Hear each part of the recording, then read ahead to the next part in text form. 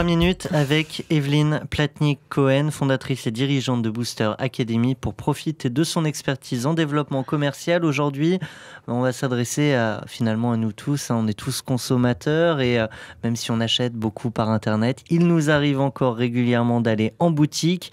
Et là, il y a des choses qui deviennent inacceptables. Il va falloir revoir nos modes d'action de vente en boutique. On veut tout savoir, Evelyne. Alors, c'est vrai que, d'autant plus, vous avez raison, mais sachez quand même que 90% des achats se font encore en boutique. Donc, ne pensons pas... Vrai. Donc, aujourd'hui, ce qu'on recherche, c'est la corrélation boutique, Internet, le click and collect, tout ce qui tourne autour.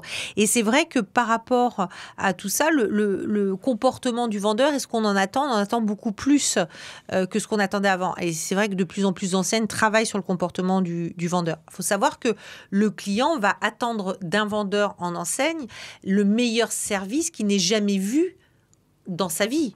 D'accord ? Donc, s'il a une super expérience, il va tout comparer par rapport à cette super expérience. Donc, l'ensemble des enseignes doit voir autour d'elles s'il y aurait des enseignes qui auraient encore mieux travaillé sur le comportement de ses collaborateurs. Alors, on travaille sur quoi ? On travaille sur quoi ?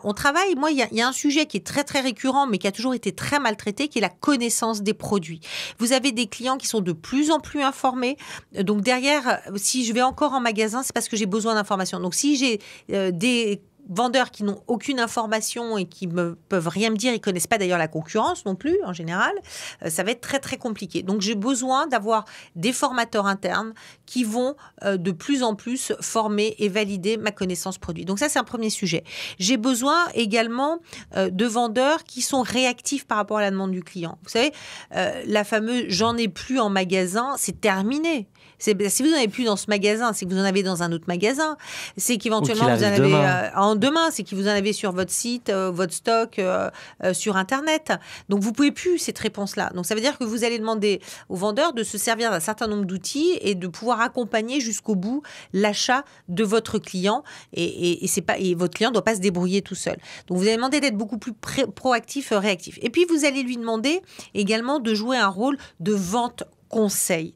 Alors, certaines enseignes vont équiper les vendeurs, par exemple, de tablettes, de questionnaires, d'un certain nombre d'outils qui leur permettent d'avoir cette posture de vente conseil.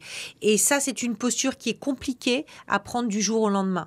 Prendre le temps, se dire que le client, à un moment donné, je dois diagnostiquer peut-être sa peau, peut-être son look, peut-être son intérieur pour vendre un canapé, et se dire que je suis dans une vente un peu plus globale, avec une connaissance globale de l'environnement du client.